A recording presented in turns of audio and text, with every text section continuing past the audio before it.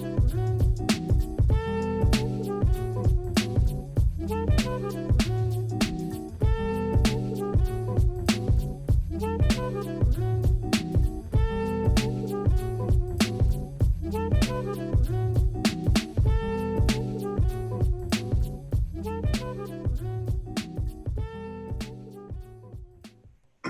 good evening, everyone.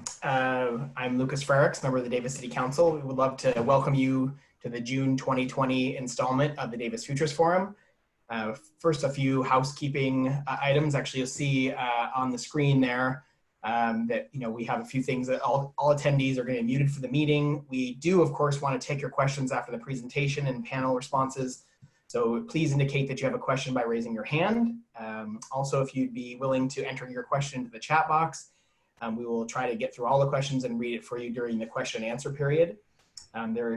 Folks can see there is an agenda on the screen there, but I will want to just do a few housekeeping items as well. Firstly, want to acknowledge Mike Davis for their support of this speaker and this month's installation of the Davis Futures Forum. And of course, also would love to introduce our co-hosts from the Davis Futures Forum, Judy Corbett, and also Cool Davis's Executive Director, Chris Granger. So want to thank you both for helping organize this event this evening. Want to acknowledge Cool Davis for their work in supporting the Davis Futures Forum, and want to just let folks know that you can find recordings of past events located on the Davis Futures Forum page on the Cool Davis website. A couple of quick items worth noting. It is also Cool Davis's 10th anniversary this year, serving the Davis community through a variety of coalition working groups like the Davis Futures Forum, the Davis Electric Vehicle Association, Cool Cuisine, and a variety of others. Next month in July, the Cool Davis working group Waterwise Davis will be hosting its annual Gray Water Workshop. So stay tuned for more information on that.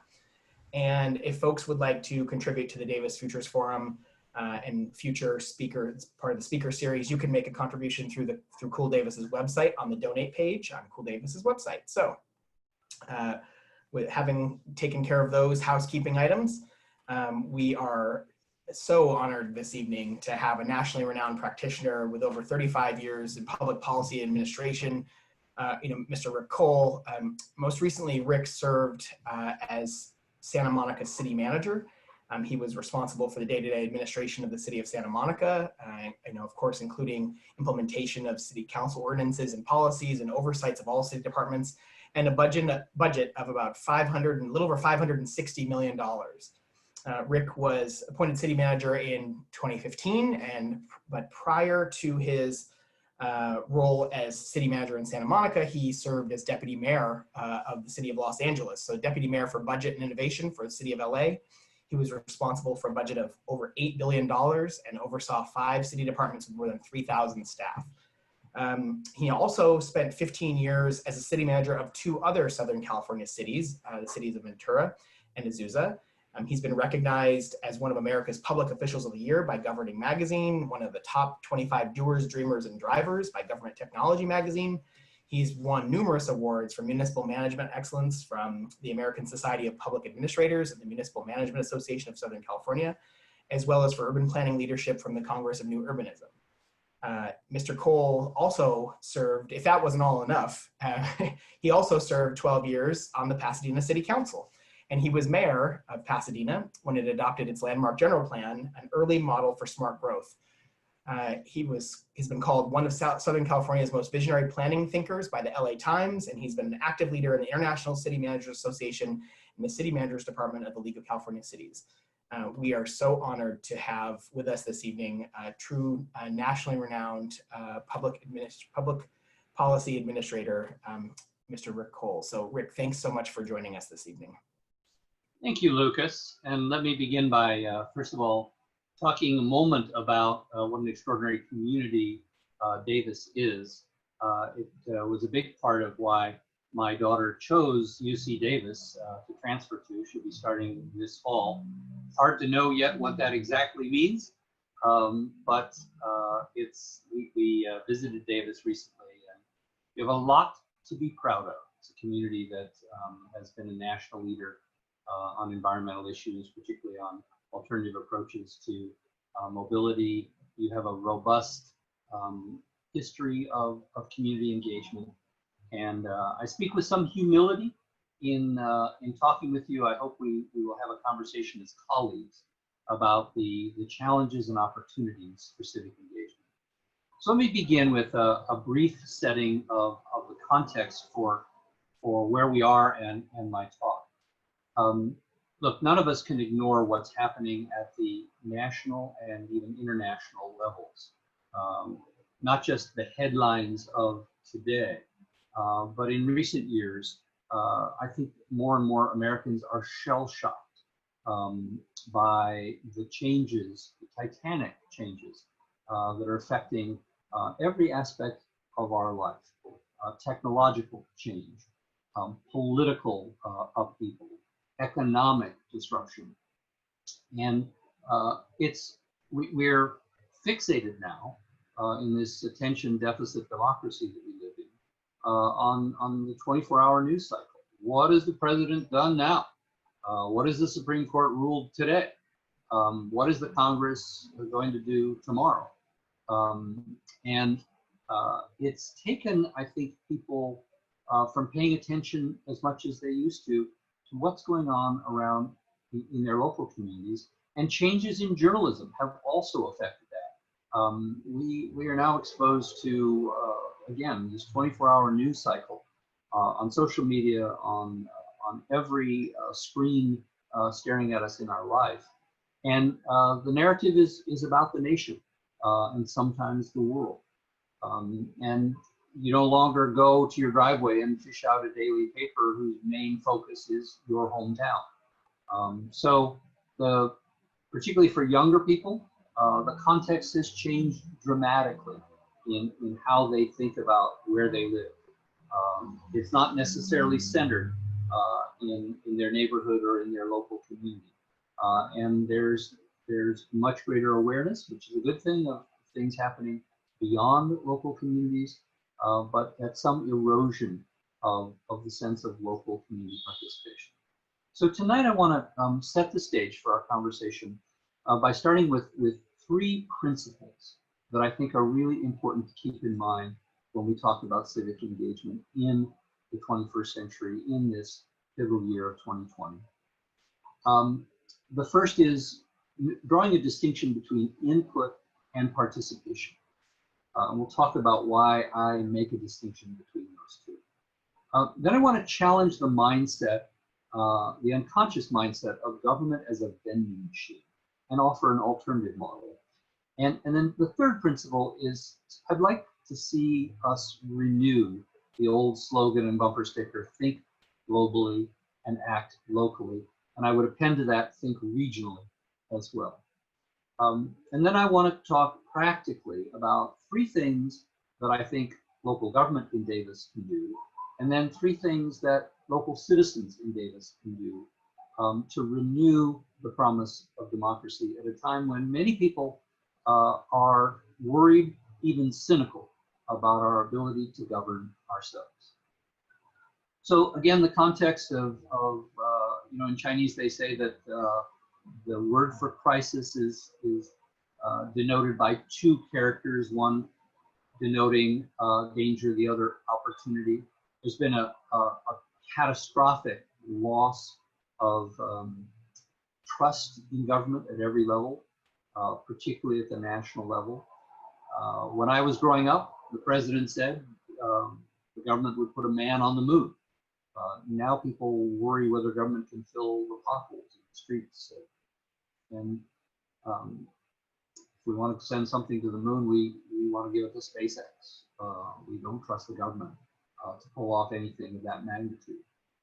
And I want to start with a disclaimer, because I'm a product of the baby boom, and I'm acutely aware of the OK Boomer meme that caught people's attention a few months ago. I am not nostalgic for some mythical good old days. There was never a time in American history when everyone participated and everyone behaved themselves and all discourse was civil. America's been a complicated place throughout its entire history. But I think there are some lessons in history that we can learn from without glorifying the past we can learn from the past, and we can create a better future and a more perfect union. So let me turn now to the three principles. Input versus participation. We often use those two words interchangeably, as if they meant the same thing. You know, we'd love to have your input. We'd really like you to participate in fill in the blank, a new zoning study, deciding how we're going to deal with recycling in the future. The government pays lip service, and this I mean Santa Monica, Davis, all across California. No one would ever say we don't want to hear from the public. But there's a huge difference between these two concepts of hearing from the public. Input is rooted in the First Amendment to the Constitution of the United States of America. Congress shall make no law abridging the right of free speech, right? So every American has a God-given right to spout off and to complain to the government and to complain about the elected officials and to tell them what to do. And I don't want to take anything away from that. It's a great American tradition. It's why we have a country and why we celebrate on July 4th.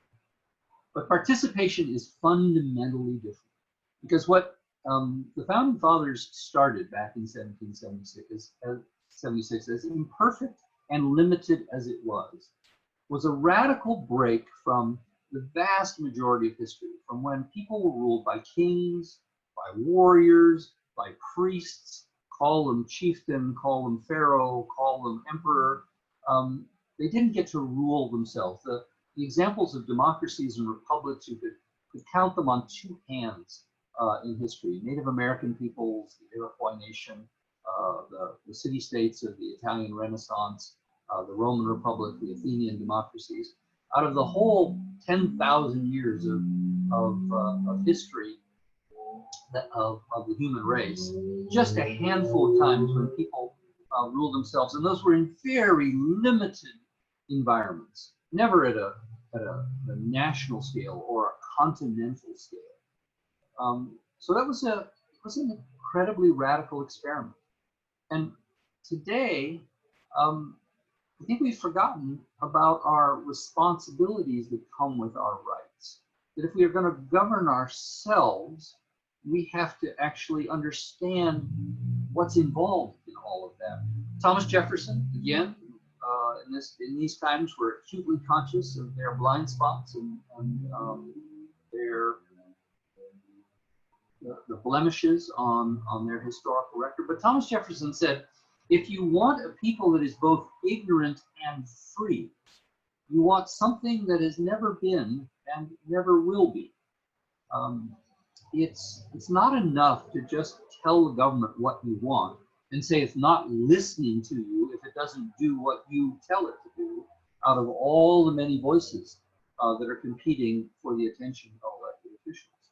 Participation is not expressing your opinion, which you have every right to do. Participation is rolling up your sleeves and actually working to solve some of the problems. Listening to people who disagree with you.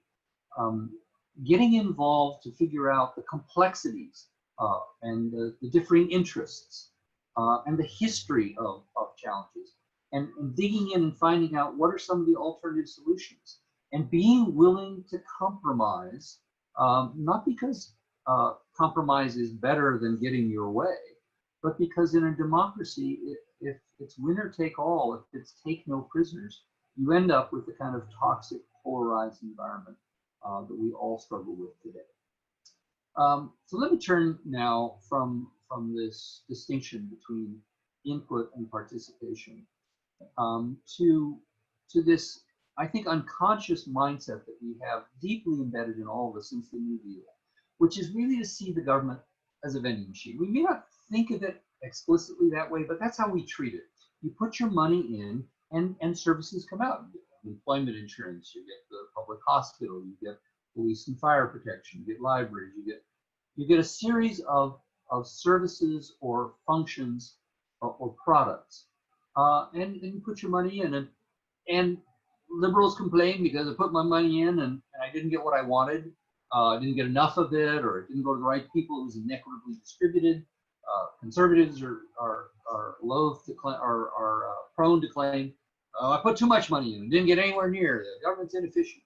And when people get mad at a vending machine, what do? Well, first they gently jiggle it to see if they can get it to disgorge what they paid for. Then if that doesn't work, they begin banging it, kicking it. I once made this talk in a rural audience, and the person in the back raised his hand and said, well, up here, we'd shoot it. And I think that's how people in government now feel. They're trapped in this vending machine. People are dissatisfied with what they're getting from this complicated machinery. They don't feel any sense of ownership or even understanding how it works inside this machine. And so their only recourse is the recall, the initiative, the referendum, the lawsuit, the toxic vitriol of social media, the threats. If you don't approve this, I'm going to remember this at the next election. We're going to run you out of town. Government's not a vending machine. Self-government is not a vending machine. We're not passive consumers. This is not just transactional, where the government is like a corporation. We pay our money and we take our chances. It's our government. We are the government. We've met the problem, and it is us. And there's in American history, a better metaphor than the vending machine for self-government, and that's the barn raising.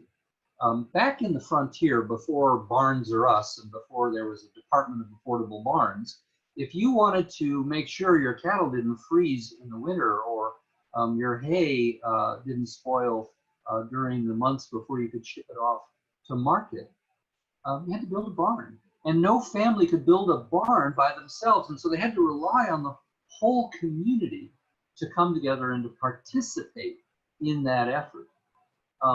I think if we think of government less as a vending machine and more as a common enterprise, there are 4 states, I looked this up recently, there are 4 states in America, 3 of them the original 13 colonies, who don't call themselves states, they call themselves commonwealths. It's a deliberate choice on the part of those founders. They wanted to reject the idea that they were subjects of some other power. And they saw their community as a commonwealth that they shared. And they didn't say the government's going to take care of us or that we hate the government, we only tolerate it. They said the government is us. We are a commonwealth. And I think that's a better way in the 21st century for us to think about what the role of government is, particularly at the local level where we can have a real impact on it right down the street at City Hall. Third principle I want to touch on just briefly, but look, the issues of climate change, the issues of racial justice, the issues of income inequality, of affordable housing, of gender equity, of public health, whatever the issues that people deeply care about in the nation and even the world, those have local implications. Solving those issues starts at home. Sometimes we accept the status quo as if it was just like the weather. The park has always been there, the park will always be there. You call 911, the police will always respond. Zoning has always been there. There's single family neighborhoods, there's multi-family neighborhoods, there's commercial districts. That's the way it is, that's the way it's always been. Those were intentional decisions to build a park, to set up a 911 system, to zone a city in a certain way. And it's an intentional decision to leave the status quo the way it is. When people talk today about institutional racism, what they mean is the unexamined, unchanged structures that we just take for granted, that we assume they've always been like that and that they always will be like that. And that really involves an unconscious, intentional choice where we're saying, we're fine with that. It's okay with us. Let it be.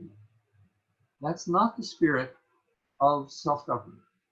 If there's a problem, we have to roll up our sleeves in our local communities and tackle it. And not just in local communities, because in today's world, our local communities are interconnected. There's no such thing as a Davis economy. There's no such thing as a Davis airshed. There's no such thing as a Davis watershed. Davis is part of a region, and that region is part of a greater metropolitan complex with the Bay Area and California and the nation. And so even as we think and act locally, you have to do so in a regional context and consciousness. And I have seen this over my 37 years in public service, that it's consequential. You can make changes at the local level that have monumental impacts well beyond your borders. Not because everyone copies what you might do, but other people will be inspired by what you do and will adapt what you do. The reason we don't allow smoking in public places is cities started banning it. The reason we have recycling is cities started implementing it. The reason it's safer and easier to ride bikes in many California communities is communities like Davis pioneered that. The reason the state legalized accessory dwelling units was some cities took the lead on that. The emphasis in today's world on conserving water versus building dams, that started in local communities. The list goes on and on of policies, consequential, impactful policies that started in local communities and can start, and we can do that today and tomorrow and beyond in the future. So, if we want to foster genuine participation, and if we want to mobilize community resources to solve problems, that starts at home. And so let me start first with our co-hosts, the City of Davis. And again, I want to pay tribute to your community and to your city government. They're models for other communities, but we all can learn. We can learn from each other. We can all raise the bar in today's world. So the first thing I want to talk about for a moment is dialogue. I think that's a missing ingredient in today's world. A friend of mine, Daniel Kemps, who was the mayor of Missoula, Montana, he says, public hearings are that place in American society where no one listens. And I think that's sadly true, is that when people go to a public hearing, they have their mind made up.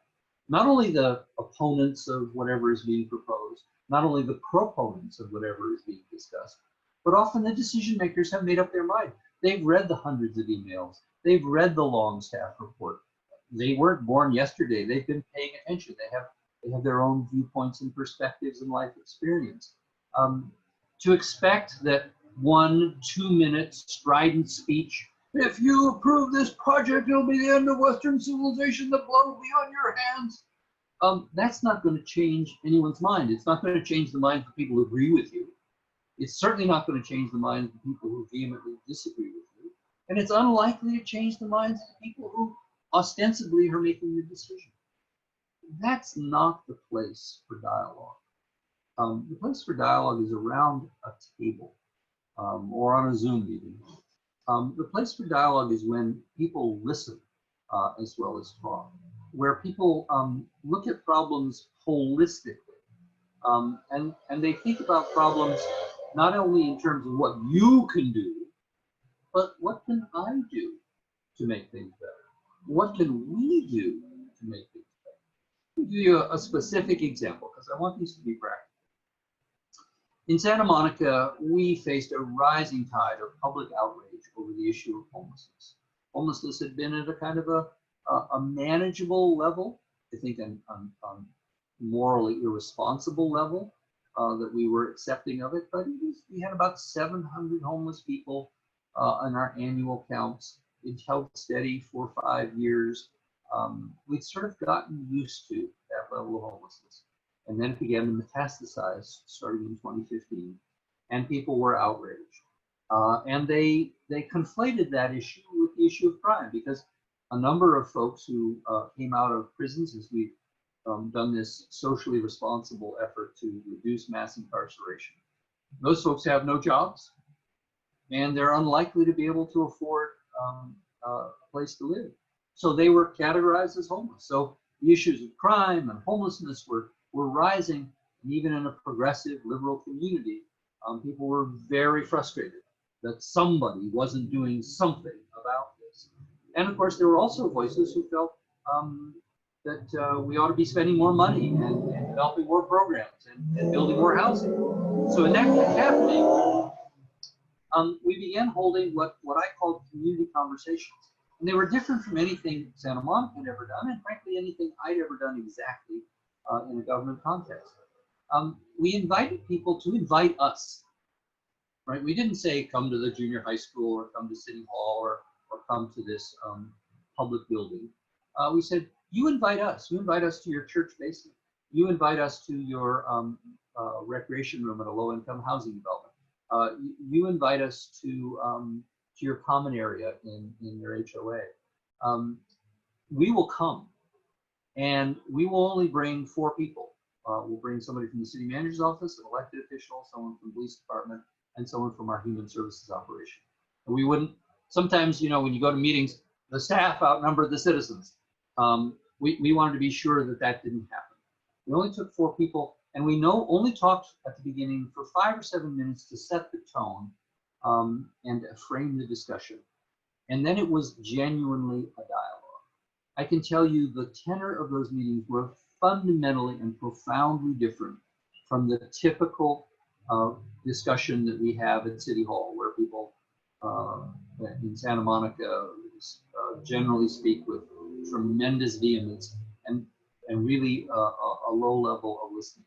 This was all about listening. This was all about learning. This was all about feeling, wow, you know, there's this elected official who's sitting in my church basement or in my living room or in my recreation room.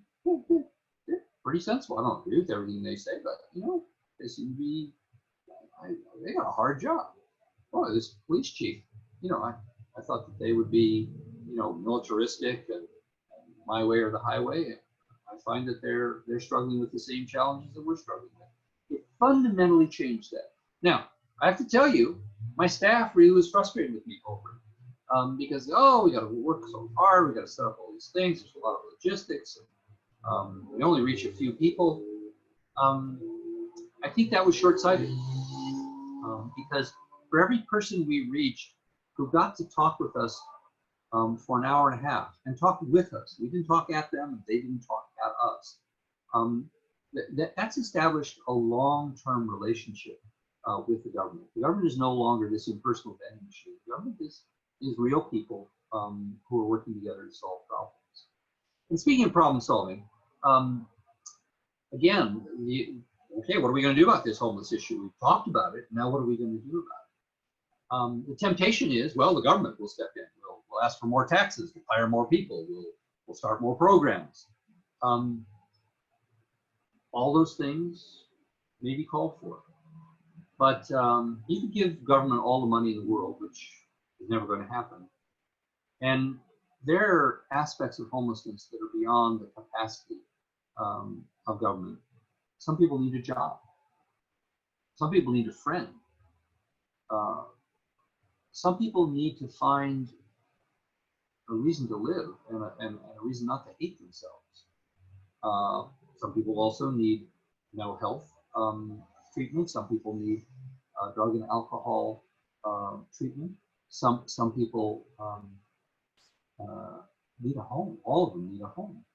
But there are things that the volunteers can do, the businesses can do, the churches can do, the community organizations can do. So we launched what we called We Are Santa Monica. And we started out by highlighting people who are actually doing things about homelessness. A pastor who welcomed a homeless shelter for homeless students into his church after 57 other churches turned it down throughout the West Side. Lifting up a homeless person who had conquered the challenges, become employed by one of our homeless agencies, and showing by his own lived experience the path to success for others. And we did that to inspire other people to say, well, there's an ordinary person like me, and they're not devoting their whole life to this endeavor, but they're doing their part to do that too. And our mantra was volunteer, donate, and advocate, right? Don't just express your opinion on Nextdoor. Don't just send a fiery letter to the city council. Donate, volunteer, and advocate. If you donate, you're helping expand the resources, and you've got your own skin in the game. If you volunteer, you'll understand that homelessness is a lot more complicated than people think. No matter what their viewpoints are, it turns out to be more complicated. And when you're volunteering, you learn that. And then you've got to advocate. We need to make changes at the national level, at the state level, at the county level, at the local level, and not just changes in government policy, but changes in all kinds of ways in which we live our lives.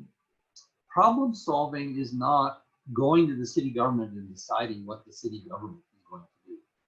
Problem solving is working with the city government, and the city government working with community institutions, groups, individuals, neighborhoods, families, and those people who are part of that challenge, the homeless people themselves in this case. It's all working together on solving a problem. That's different from this model that government decides and government does, and then we complain. It's really being part of the solution. I want to talk for a few minutes about, I think, a great opportunity. Look, from everything I know, you've done some great work on your downtown plan. You have a huge challenge coming up with doing a housing element ordered by the state every several years.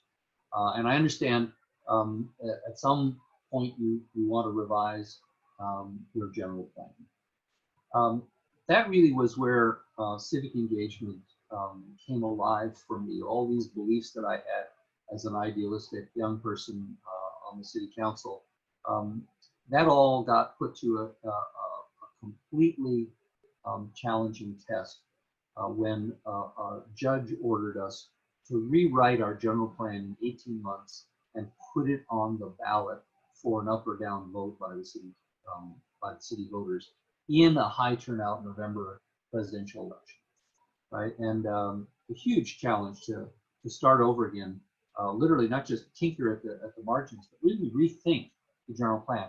The judge ordered us to do that because we've had referendums and recalls and all kinds of toxic polarization. The community was really sharply divided between one group of people that we heard from regularly, and that I tended to identify with, who were very suspicious of any kind of development because the development they'd seen had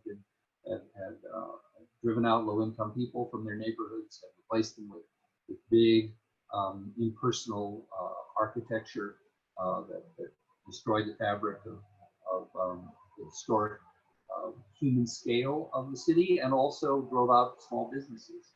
And there was another group of people, equally vocal and equally adamant, who said that Pasadena has to grow, it has to evolve, our economic future and jobs depend upon continuing to invest and build new housing, new offices, new stores.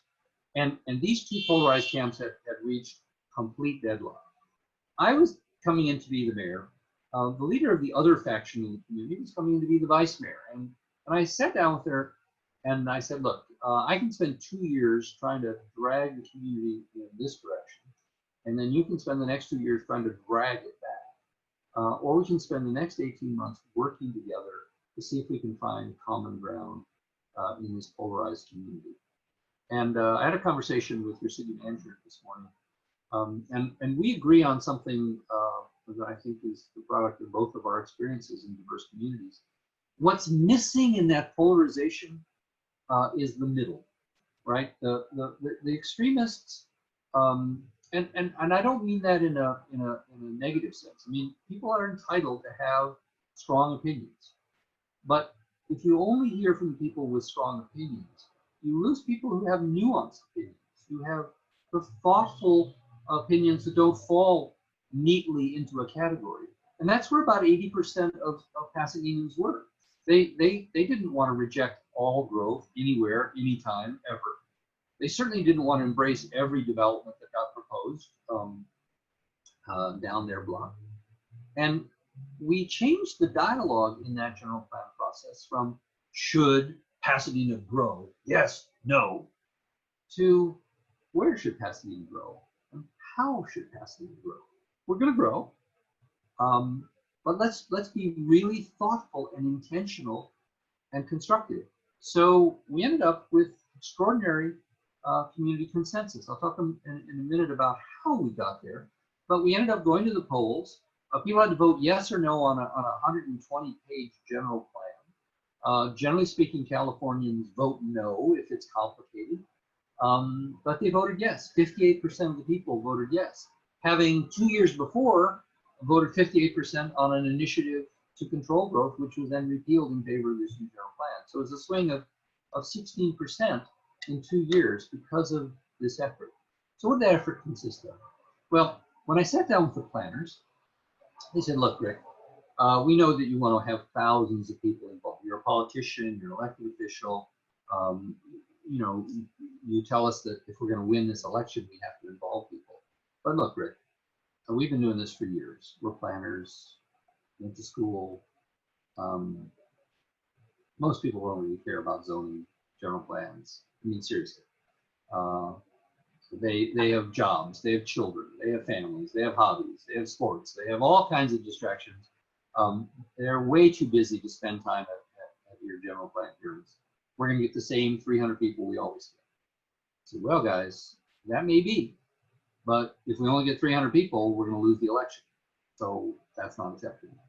So, well, Rick, we'll give you the benefit of the doubt. Let's say you can get thousands of people to participate in this process. How are we going to deal with that, right? I mean, just give them all 3 minutes at 3,000 people. That's a long public hearing. And I said, come on, guys, we know better than that. We get people around tables, we do some interesting things, we do some dialogues, we have people write stuff on paper, we do some exercises. There are ways in which we can productively involve thousands. And then they said, well, Rick, you get into a public hearing, thousands of people don't know anything about planning. They love their cars. They love their single family neighborhoods. They hate new development. You know, we get thousands of people, we're going to be stymied. You see, guys, look, who sits in the traffic jams?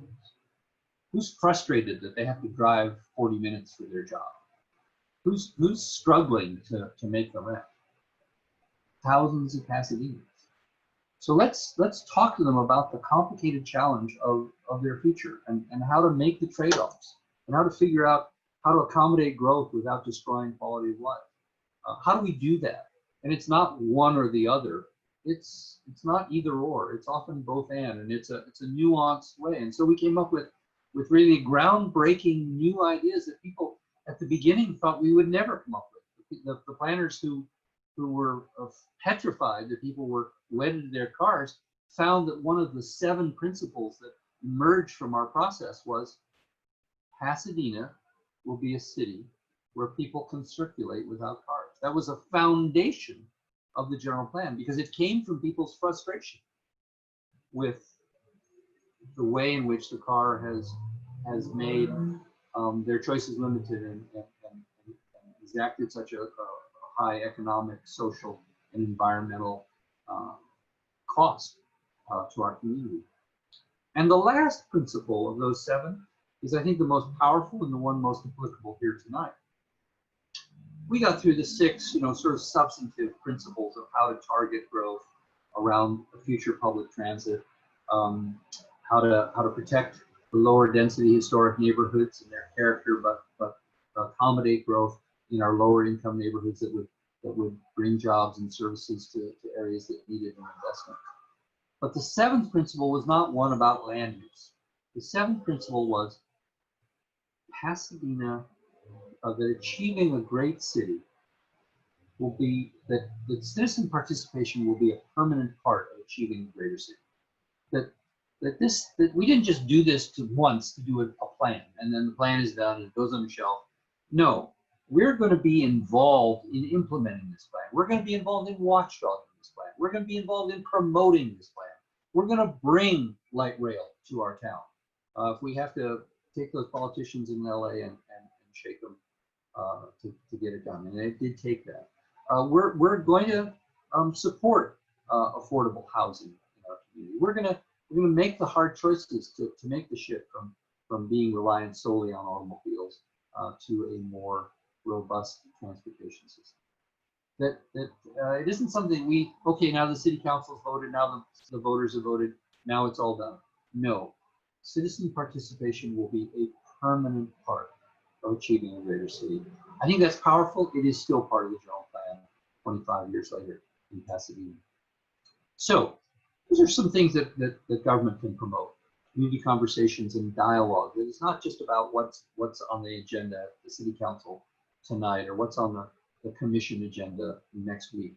But let's talk about institutional racism. Let's talk about the kind of changes we need to make in our lifestyles to both curb climate change and adapt to its impacts.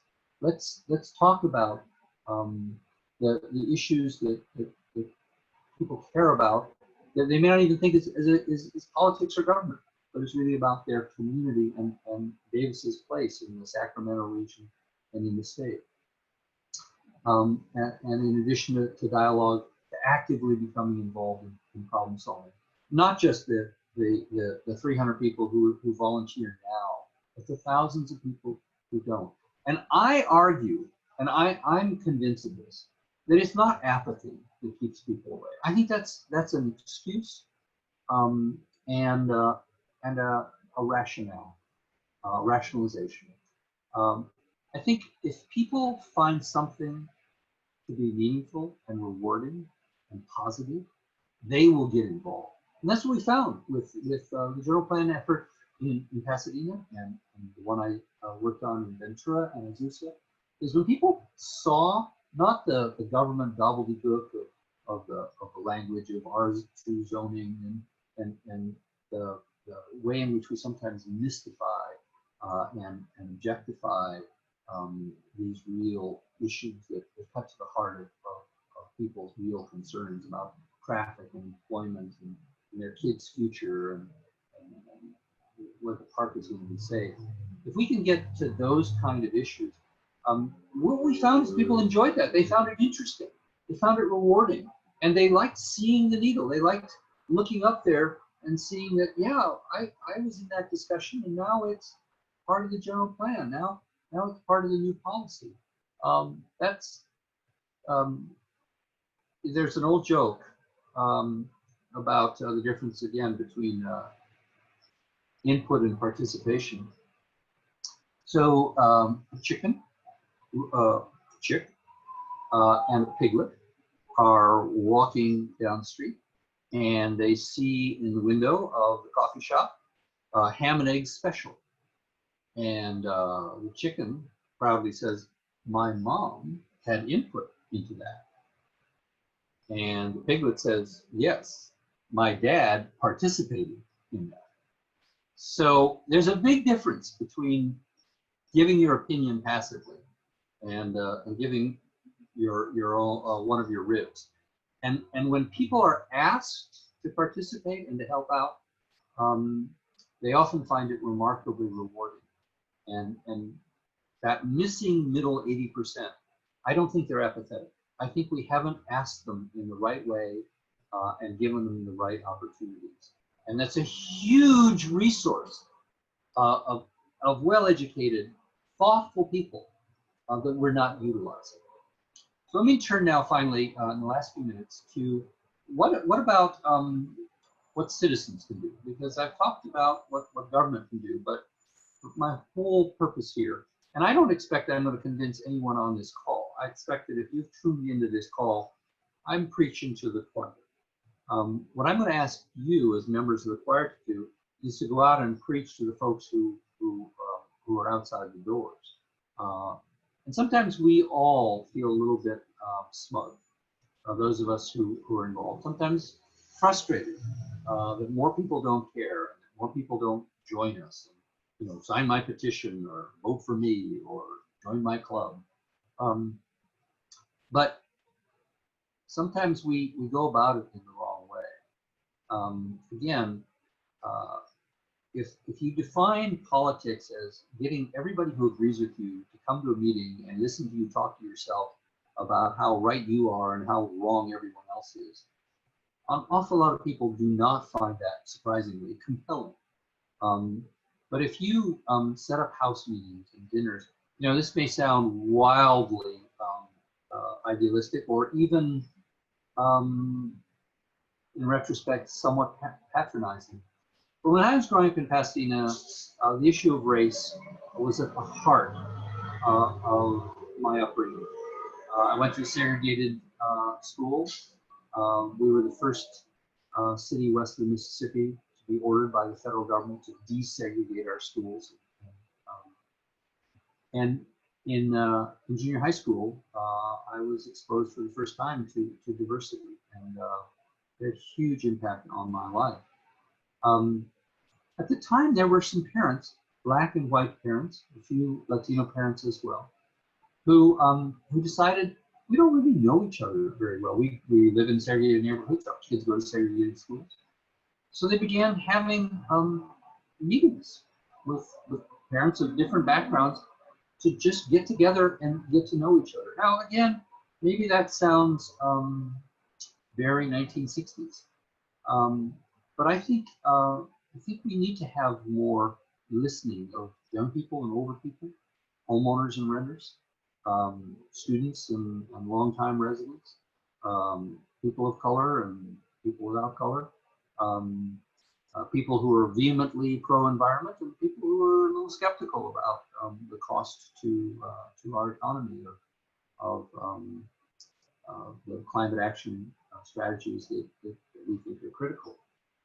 And whether it happens in person or Zoom meetups, in Ocean Park here in Santa Monica, because the pandemic has kept everyone at home, they started just a kind of a group therapy session.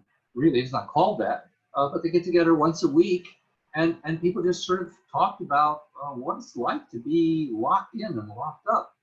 And it's changed the neighborhood association from mostly well, what's going on at the city hall today to what's going on in your life, what's going on in your business, how can we help, and I think that's going to be something that citizens need to not just talk to people who you like or agree with or your Facebook friends, but begin to reach out and begin to bridge some of these terrible divides that have yawned in our communities. Education. Look, our schools now, unfortunately, do a miserable job of civics, and we can't rely on the government to teach us about how government works, and we can't rely on public schools to teach. Every citizen who wants to defund the police should do a ride-along.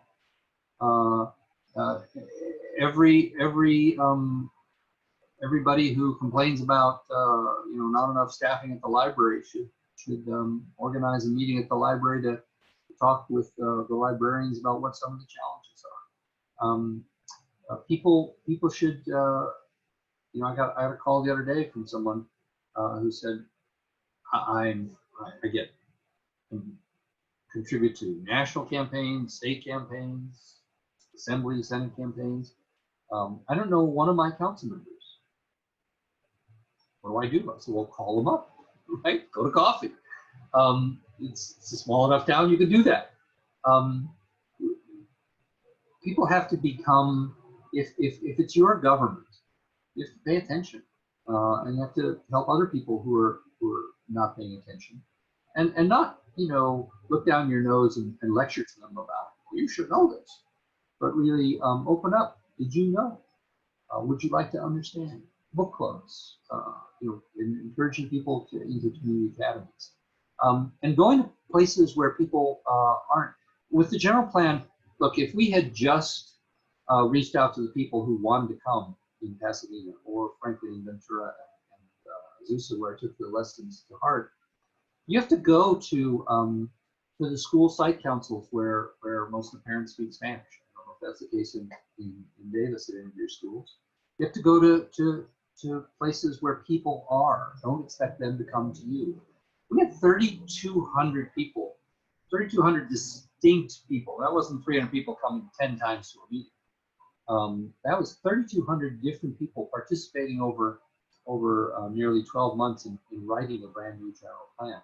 We went out to them. We went out to young people. We went out to renters. We went out to Spanish speakers, and we involved them by connecting with them. I think that's a responsibility not only of the government but of community organizations.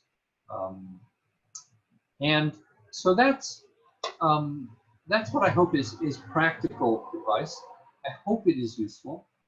Churchill said that democracy is the worst form of government, except for all those others that have been tried from time to time. George Bernard Shaw, his contemporary, said the terrible thing about socialism is it's too many night meetings. You know, democracy isn't free. Freedom isn't free. If we'd like to just pay our taxes and vote every 2 years, and then have elected officials and the staffs of our state and county and local governments just do everything for us, and do it when we want it, how we want it, and do what we want them to do. That's a fantasy, and it's a dangerous fantasy. Government doesn't run by itself. Power flows to those who seek it, and if the citizens say, well, you know, I reserve the right to complain, but don't ask me to do anything, they get the government they deserve. And again, I'm not lecturing them or wagging my finger. I think it's our opportunity to revive democracy. It's the best form of government ever invented. It's not perfect. It is messy. It is frustrating. It does take a long time. It's tough work, but it's also incredibly rewarding. And when you see your community change and evolve and grow and be better, and when you see problems get solved, and you see differences made in people's lives, and when you see how you learn and grow from being in that process, right? It isn't just you go and you save because you're environmentalist. I'm going to go to government and make sure that they are all sustainable. You learn about some of the nuances and the challenges and the bigger pictures. And the environmental movement, for example, is all full of self-righteous passion until it met the environmental justice movement. It said, you know what? You got the toxic waste dump out of your neighborhood. Guess where it landed? In my neighborhood, because we had less power. When you begin to engage with those challenges, it deepens us, it improves us, it sets us on the path to a more perfect union. So in concluding, I want to pay tribute to everyone that's on this call. Obviously, you're spending an hour and a half thinking about this challenge. Undoubtedly, you have your own battle scars, your own lessons, your own viewpoints on the state of civic engagement today and how to improve it. But I think we have to go out to the folks who are not engaged. There are 4 kinds of engagement now. There's constructive engagement, which I'm sure that the vast majority of people on this call are skilled at. There's prophetic engagement. That's what Black Lives Matter is about. They're not about compromise. They're not about conciliation. They're not about consensus. They're about raising an issue and letting other people figure out how to sort it out in a practical way. That has a value in a democracy. Sometimes it's always uncomfortable, but as Frederick Douglass said, power concedes nothing without a struggle. It's not right to be a prophetic and wrong to be constructively engaged. It's not right to be constructively engaged and wrong. Both are needed, but if you have only one, you'll never get anything done. If all you hear from is the people who want it done their way right now, and if all you have is people who marginalize folks who are dissenters, then problems will fester that don't get solved. So you need both. Those are the 2 most valuable forms of engagement. There's also toxic engagement, and we got way too much of that these days. The people who, this is my opinion, I wrote it in 140 characters, and if you don't agree with me, you're fill in the blank. And unfortunately, at the national level, we have a president who's stoking that by the minute, and it's not only fuel his own supporters to that take no prisoners attitude, it's also created an equal and opposite reaction. And so people are now stridently trying to demonize the other side. And it has trickled down to Nextdoor and to the local Facebook pages, and it will destroy local democracy, because no one like Lucas is going to run for city council if you're going to spend 4 years being demonized by your fellow citizens for modest pay and a lot of grief. And finally, there's disengagement, and I think that's the worst kind of engagement of all. Toxic is pretty bad, but the disengagement, the cure, Al Smith said, for the ills of democracy is more democracy. That's what I think we need.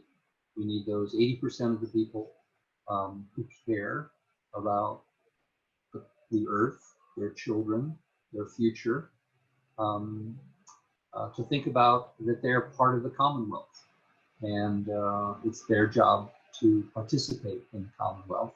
And the easiest and best place to start is right at their local level, and to become involved in the future of Davis, in Davis's role in the larger Sacramento region, and Davis and Sacramento as a model for our country. John Kennedy said, in the long history of the world, only a few generations have been given the responsibility of defending freedom in its hour of maximum peril. I do not shrink from that responsibility. I welcome it. The energy, the faith, the devotion which we bring to this task will light ourselves and our country, and the light from that fire can truly light the world. That is the spirit I think we ought to go forth in. We ought to start right in the community of Davis. Renew the promise of democracy at the local level. So thank you very much, Lucas. Great. Wow, thanks so much, Rick. That was excellent. Really appreciate your talk. I mean, I think there's so much for us to sort of take away from that. The issues around input versus participation, but also really how to the thing. Obviously, the acting locally certainly, but also the regionalism components, but also the I think really the how to engage folks, that sort of missing middle. I know I'm sure Dan Perolick, sort of Opticos design in terms of form-based codes, and so he has another terminology of missing middle, what that means. But the comments that you make, and sort of your commentary around that sort of vast majority of citizenry who are not on either the one extreme or the other, I think is really important. So thank you, appreciate that very much. We're gonna switch now to our panel. We're really fortunate to have some key folks with us this evening for this panel. First up, we'll do I'll just do an introduction of each panelist separately, and then we'll have do one introduction, one panel response. So Mike Webb is up first. Mike Webb is the city manager of Davis and has been city manager since December 2017. He's actually been with the city a little over 20 years now. He's been the deputy city manager, but he's also director of community development, land use planning, permitting, climate change, sustainability. He's served for a number of years as the staff liaison of Planning Commission. He's really passionate about sound governance, professional service delivery, forming partnerships, and working regionally to further policy objectives, and and really leading by example. And so fortunate to have Mike participating this evening. I think especially considering that we are going to be, Rick noted in, as he started off, working on it. Obviously, we've been doing this work on the downtown plan. We're going to be, working on the updated housing element, of course, but also kicking off a general plan update. The current city's general plan basically, was put into place around 2001. So, which is actually, while it's, I think a lot of folks consider it quote unquote out of date, it's actually compared to many other jurisdictions, still relatively, new compared to what a lot of other cities are been faced with, and not having the funds or resources to actually renew their general plans or update the general plans. So, but that is something that's on the very short-term horizon for the city. in the next year or so, starting that process. So I'll kick it over to Mike and for his response, sort of to his thoughts to Rick's talk, certainly, and offer some of his own thoughts, but then also then I'll move along after that to Meg Arnold and Nico. So go right ahead, Mike. Very good. Thank you very much, Councilmember Frerichs and Rick. Tremendous talk. Really do appreciate that you bring a wealth of experience and very sage perspective, I'll say, to some very complicated matters. And you have a really nice way of sort of distilling things into some essential concepts. So thank you so much for joining us this evening. Very timely too, because we have a number of efforts in the city of Davis, some that we're in the midst of now, like as Councilmember Frerichs said, our downtown plan update. We have several efforts on the horizon, and there are, with those efforts, many opportunities, I think, before us on how we participate as a community, how we engage as a community. And some of those include our housing element update, as Councilmember Frerichs noted, which is something that, you know, not only should we do and want to do, but we're required to do under state law. And so that, you know, that brings to mind a lot of possibilities here, I think, with how we engage and participate with the community. And because in the case of a housing element update, as many folks on the Zoom call, I'm sure have some fundamental understandings of it, but we have mandated targets that we need to hit in terms of land that is zoned for housing units. And in our case, our housing number that we need to reach, our RHNA number, our regional housing needs allocation number, if you will, is almost 2,100 dwelling units between 2021 and 2029. And so in the case of our housing element, really, I think what we need to do, and I think this is true of our general plan update, our climate action plan update, as well as other key efforts that are on the horizon here, is identify the where and how versus the whether or not. You know, and so your points on that, Rick, I think were just spot on, in that we really need to have mechanisms in place that can allow us to engage in constructive feedback and dialogue about where and how we are going to accomplish things as a community. Some of which are state mandated, some are not. Of course, some are more local discretion. Our general plan update has a lot of local discretion to it. Our climate action plan does too. But I fully expect that our city council, our community, are going to have, you know, rightfully so, high expectations of what we want to accomplish as a community. So the focus on the where and how, I think, really resonated with me. One of the reasons that we, as a city, it first started with our downtown plan update is one of many reasons, is that we wanted to try some new things with participation and engagement with the community, some new tools that we hadn't tried before. And Meg, as the chair of our downtown plan update committee, and there's others on it, you know, Judy and others that are engaged in that and on that committee as well, are very familiar with what I'm talking about here. But we felt that it was important in that process, I think, to bring the process to the people, to your point. We tried some new things. We tried pop-up workshops in the downtown at the farmers market. Where are the people going anyway? And instead of expecting them to come to us, you know, I think we have to always be cognizant of the fact that modern lifestyles are chock full of things going on, right? I've got 2 teenagers, constant games and practices and lessons and classes, and everyone is pulled in 15 different directions these days.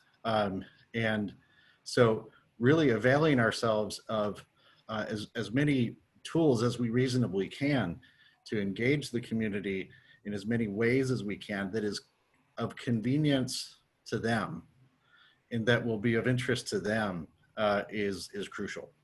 With the downtown plan update, like I said, we tried things like pop-up workshops in the downtown that didn't require a lot of time, from someone, but they could get some connection. And if they wanted to spend a minute and a half, great. If they wanted to spend an hour and a half, they could. We did charrettes. We did more, what I'll call more traditional commission, committee type meetings in the council chambers, right? And this is all pre-COVID, so it's COVID too has brought for new tools, to our portfolio here with Zoom. We're all on it right now, and I think what we've been finding, and Councilmember Frerichs can speak to this better than anyone here, is we're finding, I think, a broader cross-section of participation in many of our meetings as a result. And it's a tool that, once we get past, some of these restrictions that we're all living with right now, that we shouldn't lose sight of as a tool of opportunity. So, just one last observation, we'll get over to Meg and Nico, and that is the middle, as you mentioned, and Rick and I, he mentioned we had a nice talk this morning about the other missing middle, right? In this case, it's the middle sort of the community, that the folks that don't normally come to council meetings or commission meetings and so forth. We are blessed with a community that has extraordinary knowledge base, extraordinary experiences. That's evidenced in our city commissions. We have 14 commissions. We have 9 standing committees. You name the topic, we probably have a commission or a committee that has local expertise on it to help advise the city council. But we also have to be cognizant that that's not probably the greatest participatory mechanism at the same time. It's a tremendous tool. It's tremendous value, no question, those commissions.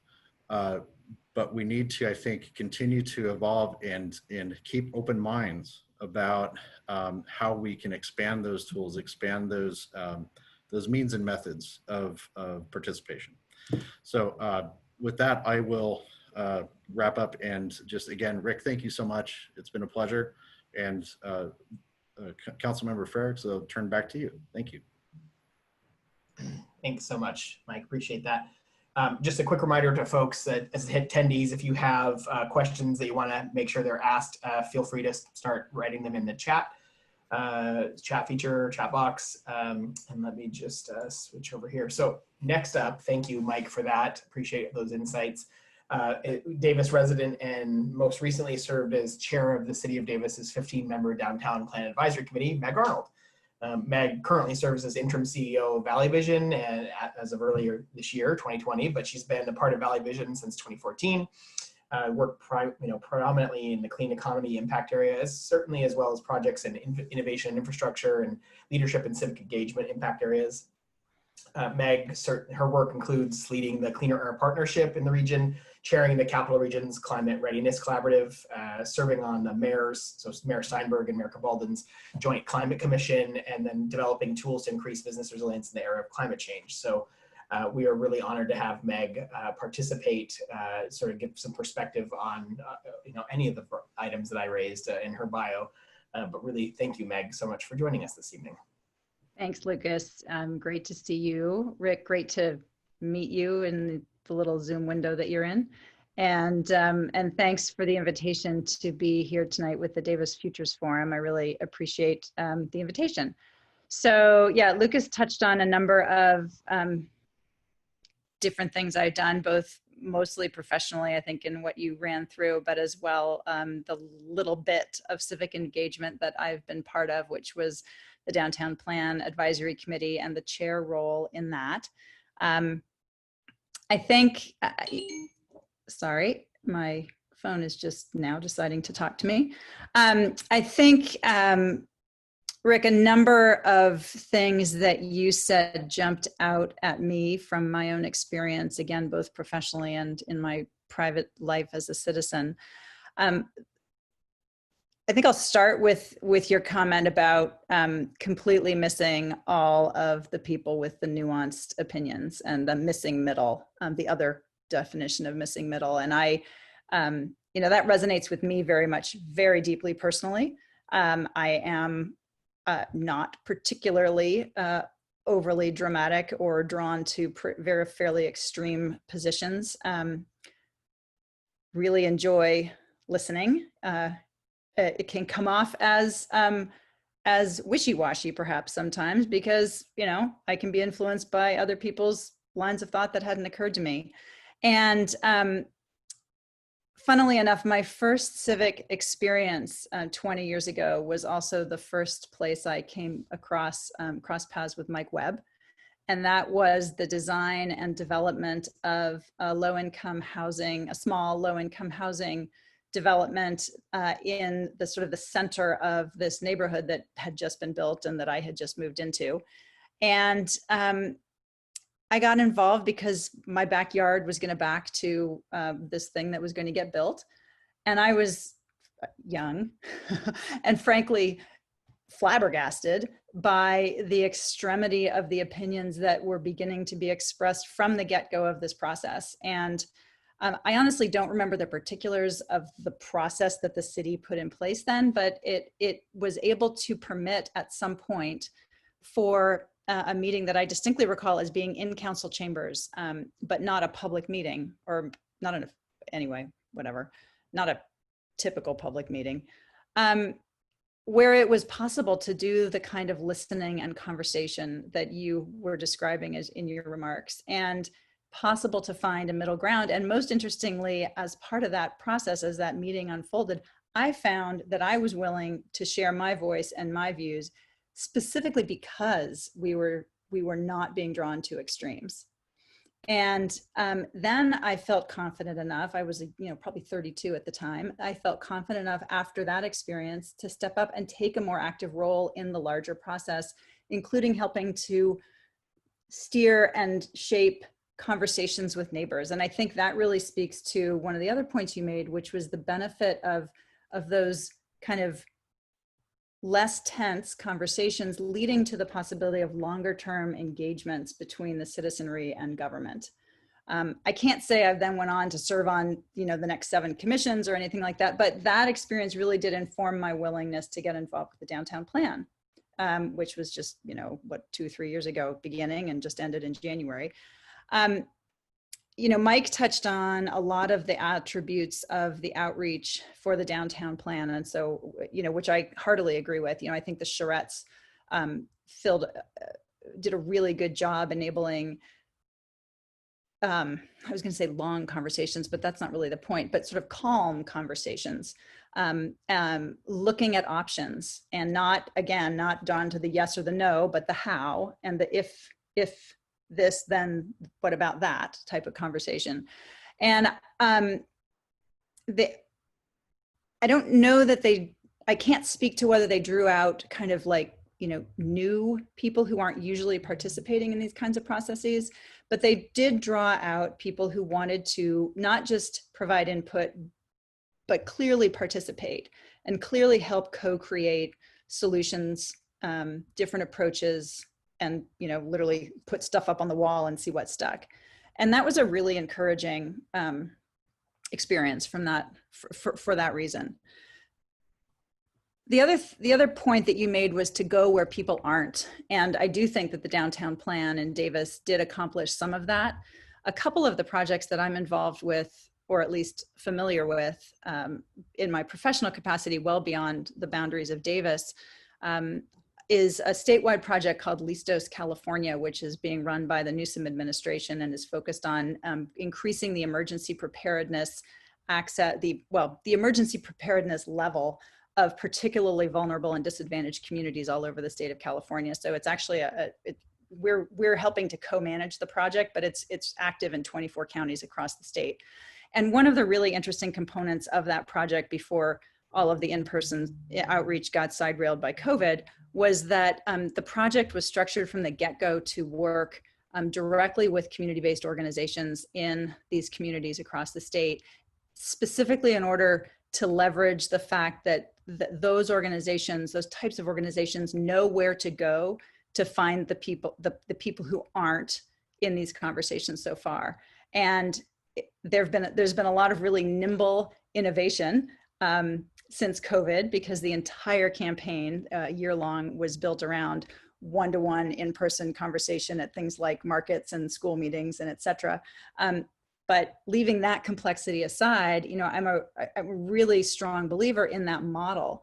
And that to me speaks to a partnership between potentially local jurisdictions, I mean, government at whatever scale, and those civic community organizations that are in community and have that trust, not just know where people are and how to get at them, but have that basis of a trusted relationship already there.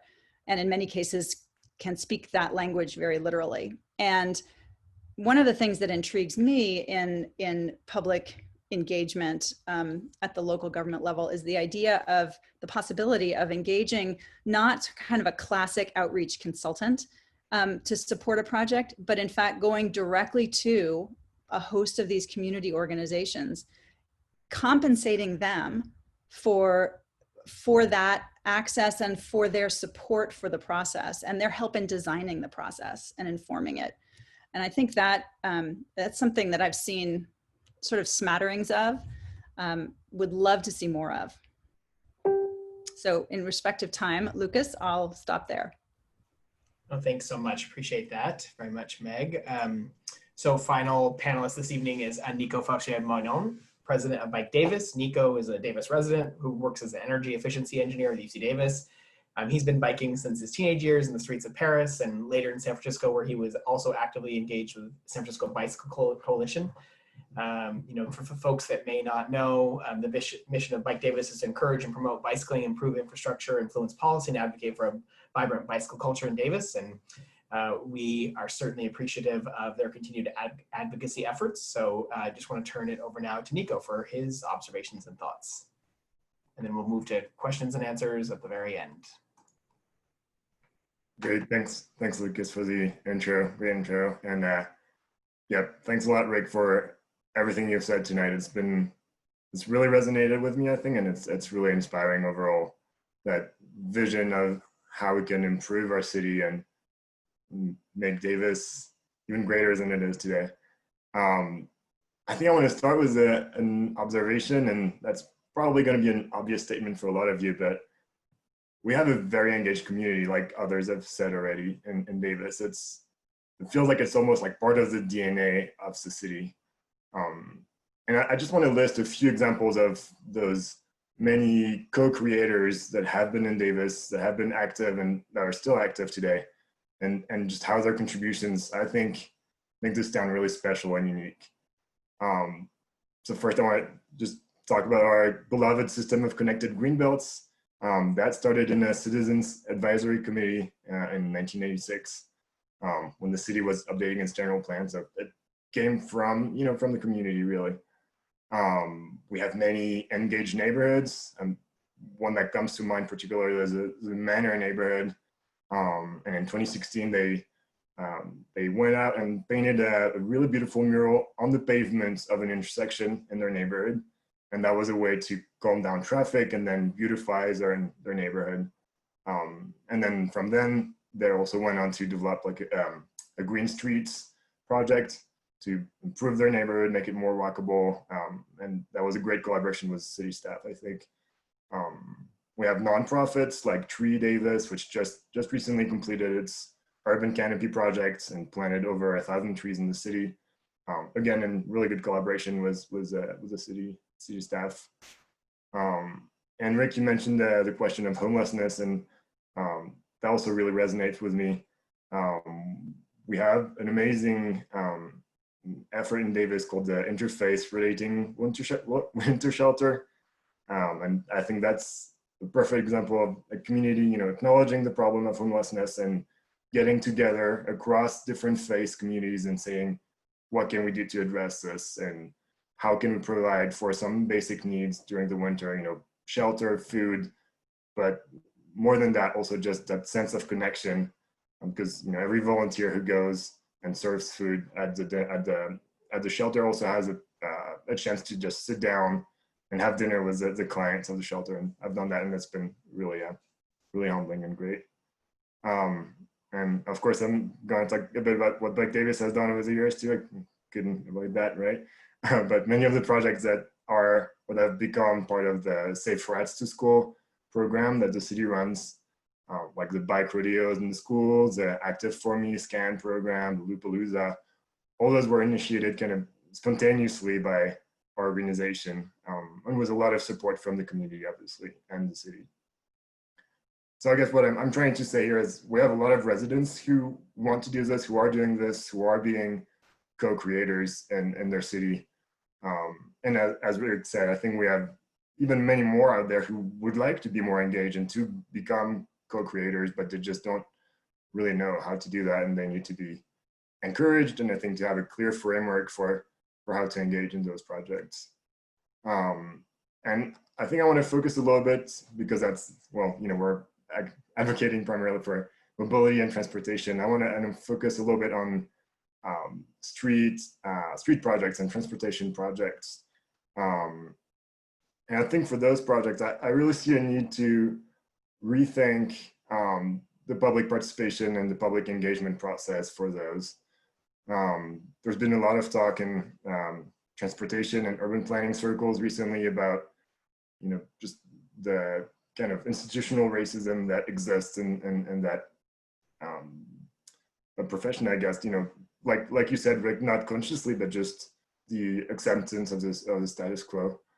And a lot of people are saying, hey, we need to invite more Black people to the table. And Bernice King tweeted a few days ago to say, well, even that statement that we need to invite more Black people to the table, that implies control over the table and over who is invited. And racism is about control and about power. And so I think, Rick, you won't be surprised, or, you know, that's right in line with what you're saying, is that city staff needs to go out there and be more meeting people where they are. When you're designing, you know, you want to redesign a street,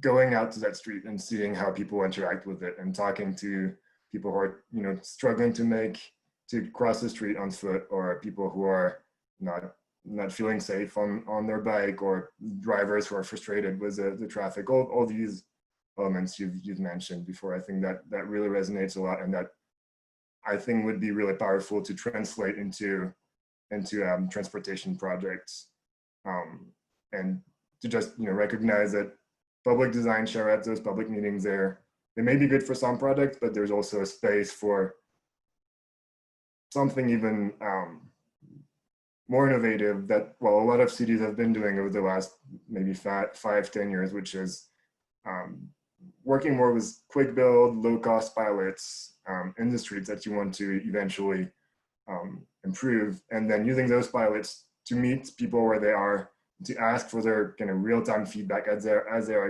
experiencing that new infrastructure, whether it's on foot, you know, in a bike, in a car, in a mobility device, roller skating, and just using all that feedback to inform your final design, and just letting that drive the design process. I think that is a really powerful tool for really making our cities better, and also for getting stuff, or getting improvements faster also.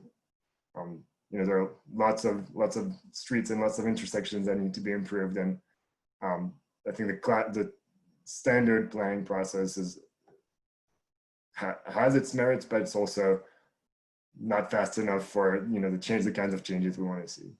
So I'll just end it there, but thank you again for all the opportunity to chat. That's great. Thank you very much, Nico. Really appreciate that. So if anyone has a question, wants to ask a question, please raise your hand in the participant box, or also if you want to type your question into the chat box. It looks like John Johnston might have a question for Rick, although he did not type the question in. So I'm gonna go and unmute John's. Oh, here it is. Okay. So this is a question to Rick. I was very intrigued by the conversations meetings. How were the results of these disseminated, and what's the role of local media, particularly solid newspapers, virtual newspapers, community radio, or TV? A lot packed into that question. We framed the community conversations around the choice of a new police chief, right? We're going to talk about homelessness and crime because I was in the process of selecting the next police chief, and so we one of the things that I you know, if it sounds like I'm implicitly critical of city staff, it's because I love them. They work hard, but it is a challenge because they've got a job to do, and sometimes it feels like the people get in the way of doing their jobs. And I think everybody's touched on that for a way. One of the things that I think is really critically important is we send out mass invitations to gatherings. And then people come, you know, maybe 3,000 postcards go out and 30 people show up, right?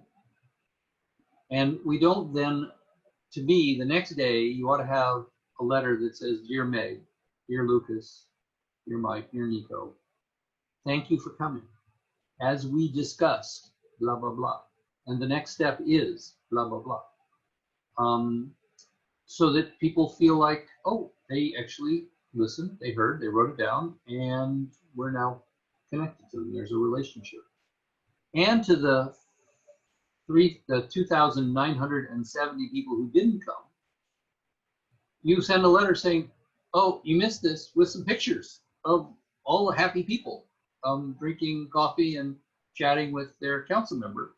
And you say, this is what we discussed. And if they disagree with it, well, they kind of missed their chance. But that is an invitation to further feedback. I think in the absence of both thanking the people who participate and notifying the people who didn't, the people who came figure, well, that was a waste of time at some level, right? It was nice, but whatever happened. And second, the people who didn't come through, well, I didn't miss anything, right? I never heard about it. You know, it was such an important meeting. You'd think I would have read about it or heard about it. I think you need to complete that loop and develop that relationship. In Azusa, which was a very different community from Davis or Santa Monica, right? A working class Latino community. The classic where people will say, oh, they're too busy, they don't have enough time to do this. They're working 2 jobs, you know, etc. Which I think can be condescending. It's a reality that it's harder when you are lower income and have a family to take care of to participate. But I think the interest is just as high.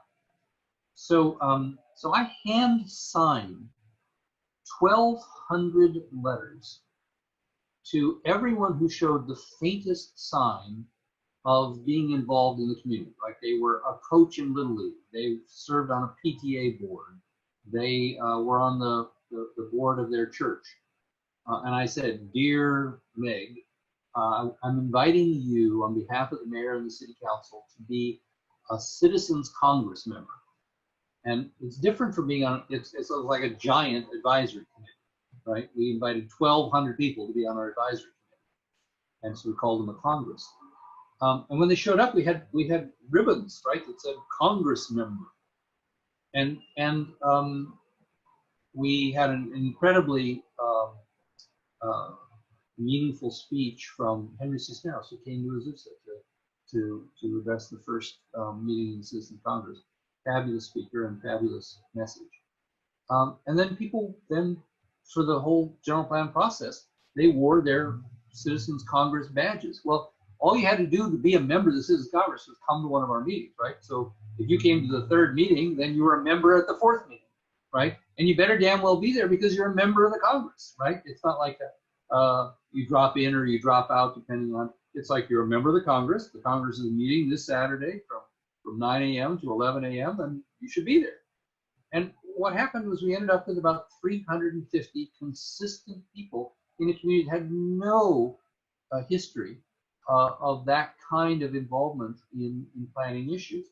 hard time getting 5 planning commissioners in that community. Suddenly we had 350 people very conversant in land use and transportation issues, very committed to the process, feeling that the general plan was their general plan. And so I think it's critically important when you have these conversations to use it as a jumping off point to build relationships. It's not enough to just have a one-off conversation. Well, that's fine. That's the door opening to having people be involved for a long period. The other question was, well, what about the media? Well, that's a tough one. I have a degree in journalism from Columbia University. I love the press. I love the fourth estate. I think it's critically important. I chose early in my career not to take that path, although I was an entrepreneur, started Basket Weekly, still publishes 35 years later. But I can't help but be really critical and really understanding, right? They're clinging by their fingernails to an economic viability model that's marginal at best. And it's becoming more and more, you hire people that have a point of view rather than people who are trying to elucidate varying points of views. So it's really challenging I don't know what the landscape is in Davis between blogs and Facebook and all of the traditional media. I know you have a newspaper, because when I visited, I saw it was it's still downtown. But I think that's, again, you have to build a relationship with all of those folks and get them to see the bigger picture. Because look, if you're 24 years old and you're a stringer for an online publication, you don't have much background to be able to understand what you're going to hear in the city council. So it's kind of the job of government and advocates and citizens to help educate the press so they can educate the community. I hope that's helpful. Answer to John. Thank you very much. Appreciate that. So anyone else with questions, please either raise your hand or do the question in the chat box. Actually, we'll wait for that sort of last call for questions.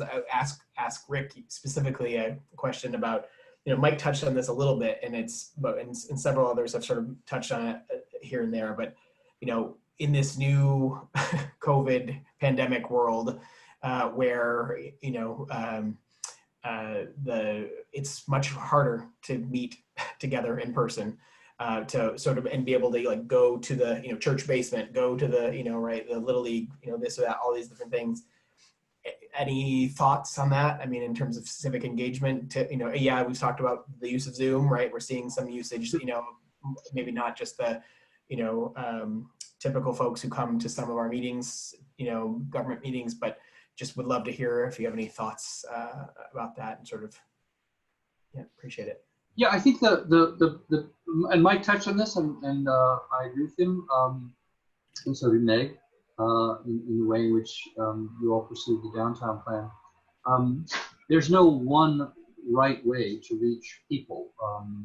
I think that's critically important. I think that's the lesson, is you shouldn't just rely on in-person meetings. You shouldn't just rely on 2-hour workshops. You shouldn't just rely on educational speakers. You shouldn't just rely on social media or Zoom calls. It's all of the above, and you should monitor it to see what it's producing. Right? This was a reality check for us in Pasadena and in Ventura and in Azusa. I mentioned this. Who are we missing? Right? Who's not here? Let's go get them, and let's figure out how to go get them, and bring people in different ways. But bring them in, right? Don't keep them isolated, because that's another danger with the world we live in, is that we are increasingly talking to ourselves, right? So there's the environmentalist Facebook page, and there's the anti-environmentalist Facebook page, and they're all talking to themselves, but not talking to each other. And so figuring out creative ways to bridge some of those gaps. We actually did that in Pasadena. We got El Centro de Acción Social, the Latino advocacy group in the community, to co-sponsor a gathering with the Chamber of Commerce, right? Two audiences that have no overlap. You know, the owner of one Mexican restaurant is, you know, in both. But we brought them together because we wanted them to hear each other. That's critically important because you know, Mike, I'm sure in thousands of public hearings that you've been doing in your life, the people who tend to come out are the people who are opposing. Typically, say there's a staff recommendation and there's you know, 50,000 people in your community, and 50 of them come out who hate whatever you're doing, and the elected officials know that there's 49,000 people who haven't come out, and that probably latently they mostly support this or wouldn't care. But there's 50 people there, and they're pissed off. And they're looking around and they're saying, well, we're the community. There's 5 of you up there. There's 50 of us down here. You're not listening to us. We're here. We're speaking. We're against this. You're going to pass it over our dead bodies? How is that right? So we have to bring balance. We have to find a way for those 50 people not just to yell at the Planning Commission or the Housing Commission or the City Council, but to talk with other people in the community and to hear the varying voices. And that should inform the decision making by the commission or by the council, is that, oh, now that we've heard these vehement people, we've addressed some of their concerns. We haven't made them happy, but I would posit that in my 37 years, I quickly gave up the goal of making everyone happy. Yeah. Because that's the one way to make everybody unhappy. My goal was for people not to leave mad. And as city manager, I would sometimes leave the dais after a vote on the council as people were filing out, especially in contentious land use where the neighbors came down. And I would just go talk to them and say, well, you know, you made some good points, and let's stay in touch. And just to reassure them that the government hadn't just ignored their concerns, right? It didn't go the way they wanted, and I understand their disappointment, but your citizens, the sun's going to come up tomorrow. We may agree on some other issues. I think that's critically important. You can't make people happy all the time. You shouldn't try. But it is important not to have people be angry, because anger leads to recalls, referendums, litigation, and toxicity. Righteous anger has its place, but misplaced, free-floating anger at the government can be really destructive. I want to just touch quickly on one thing that Meg said and one thing that Mike said. Meg, you were really went in some detail on something I kind of glossed over given the length of time, which is the mechanics of reaching out to people who are underrepresented in a process for any number of reasons. And I really want to underline that we ought to be creative. And that goes a little bit to Nico's experimental approach, right? Rather than these very formal, lengthy processes to figure out how to do a green lane on the street and get dragged out, you know, by the people who are against it. Just put out the cones, try it, see how it works, get some feedback, be out there with sandwiches and coffee. Hey, we're going to take this down next week, but you know, we wanted to see how it was going to work. Doing more of that is a way for people to feel more participatory. I remember the mayor came to me in Azusa, and she wanted to have a party on January 1st, 2000. And I said, well, Mayor, do you know how many cities are going to throw parties? Paris, London, you know, by the time they get to Azusa, I think we'll be partied out. I don't think even Azusans are going to be that interested in having a party. And she said, well, we got to do something, right? It's a big deal.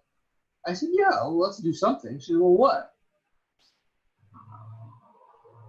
And on my wall was an aerial map of Azusa in the context of the larger region. And in LA County, there are two very green places. Beverly Hills, and Pasadena, and one really gray place, Azusa, because it has a history of rock quarries, right? And it never planted trees. A low-income Latino community that never got around to planting street trees. So I said, Mayor, why don't we plant 2,000 trees in the year 2000? Great idea. Well, where are we going to get the money for planting 2,000 trees? I have no idea. So we got, I was able to get the council to put up $50,000, which only doesn't buy you 2,000 trees. That got us a matching grant from the State Department of Agriculture for $50,000. We did so well at meeting the grant requirements best in the state, they gave us another $50,000 grant, first in the state to get 2 of them. Then I went to the college, and the freshman class at Azusa Pacific College planted 150 trees on the first day of the little service thing for the whole class. And then one of the council members started once a Saturday. He was a school teacher. He got his students and parents to plant 2 trees on a Saturday, once a month. And I remember going to one of them, and we're, these volunteers, we had the public works crew helping the volunteers plant these 2 trees. And the guy comes out and he sees there's trees. We'd noticed him that they were coming, but we didn't pay much attention. What are you doing? Planting trees? It's the first goddamn thing the government's done in 50 years. This is great, right? And we were in his front yard, right, talking to him, council member with his, with his shovel, and volunteers, his neighbors. That's a level of civic engagement that has no price. It's right where people are, and so I think that's way better than having them come to a public hearing and yell at each other. Thank you. Wow, that's great. So actually, there is one more question. I know I want to just first do a quick time check. It's 8:40. We said we would be finishing up at 8:30. So if anyone has to leave, especially any of the panelists, you can feel free to do that. I appreciate all your participation. Meg, go ahead. Because I must say, I have an appointment, which is to teach 3 teenagers how to drive a stick shift car. Nice. Oh, wow. All right. All at the same time, or? Almost. So then they're all downstairs texting at me. So I apologize for having to beg off, but I have to go imperil the streets of Davis. Thank you, Meg. It's a lost art. Fairly well. All right. Thank you. Thank you, Rick. So Rick, we'll just, if you're willing to do one more question or one Q&A, and then we'll wrap up and we'll be done here. So this is from Steve Streeter, who is a current member of the City Planning Commission, but former chair, and I think he actually is currently vice chair again. So the question is, since you have experience in Pasadena, what lessons learned could you share about the parking meters / sliding scale of fees? Reference the high cost of free parking, Don Shoup's book, The High Cost of Free Parking. So. Sure.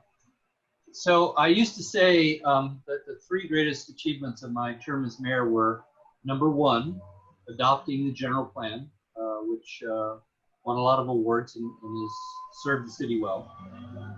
Number 3, putting parking meters in Old Pasadena, because at the time parking meters were free parking was a religion in Pasadena. And the number 2 achievement was not getting recalled for putting parking meters in Old Pasadena. It was hellishly controversial. There was literally a legend at City Hall that the city after World War II had ordered parking meters, but never installed them because of uproar, and that they were buried in the basement of City Hall. And I thought, it's ridiculous. What a silly story. It had a coda too, which was the public works director who ordered them was buried with them in the basement of City Hall. Then I found a little article in the LA Times from 1946. The entire Glendale City Council was recalled for putting in parking meters. Glendale's the city next door to Pasadena. So literally it was true. Pasadena had ordered parking meters, saw what happened in Glendale and ditched the parking meters and said, okay, we're not all going to get recalled.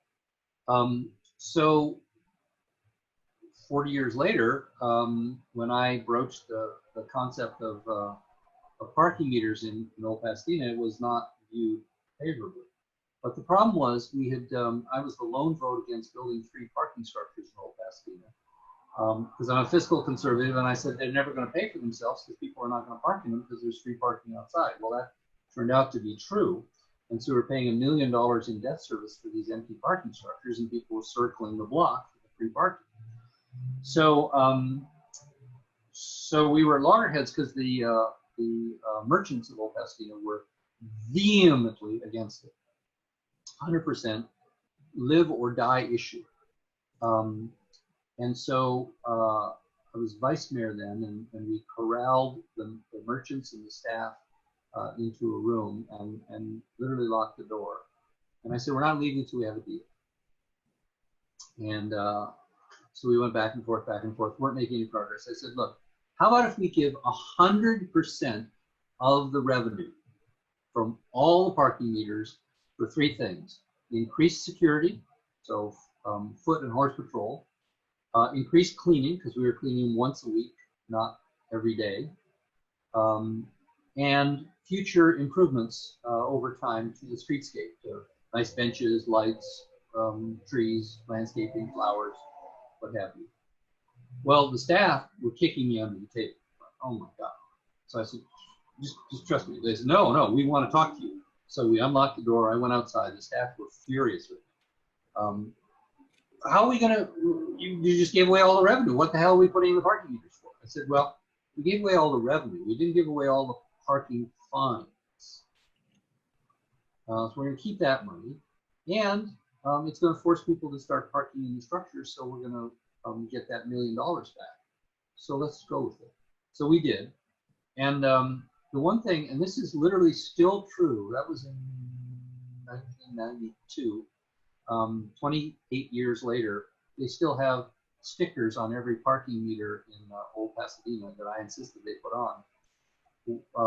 They've, of course, replaced them 17 times. But the sticker says, your parking revenue goes for increased security, increased cleanup, and enhancements to the streetscape. And I said we got to make that explicit. And there was tremendous blowback, but we survived it. And then Don Shoup has used that as kind of the example in the modern world of changing the way that there's no such thing as free parking, which is, he's absolutely right. But people had thought that there had to be, because otherwise the world will end if people are. Well, thank you. Wow, that's great. Appreciate that. So I don't know, that's the last question we have this evening. And so really, once again, thank you so much, Rick, for participating with us this evening. We really, really appreciate it. My pleasure. Thank you again. We will, and I actually very excited to hear that your daughter, I think you said, is going to be coming to UC Davis. So that's, or, we're figuring out what that means, for the purposes of the fall. But we heard actually just today that about 80% of the incoming freshmen are choosing to, they want to be living in the dorms. So that's good. So we're, we're still working on figuring that whole thing out, obviously this fall, the situation out, but really glad to hear that she's going to be coming to Davis. So we welcome you. Go Aggies. Go Aggies, absolutely. Well, thank you again. I don't know if either Chris Granger or Judy have any final words at all, but we will sort of end this installment of the Davis Futures Forum. And again, remind folks that this has been recorded and will be available online very soon on Cool Davis's website. And if I don't see anything from Chris or Judy, we'll bid everyone have a good evening. Thanks so much. Appreciate it. Thank you, Councilman. Thank you. Appreciate it. Thank you. Have a good night.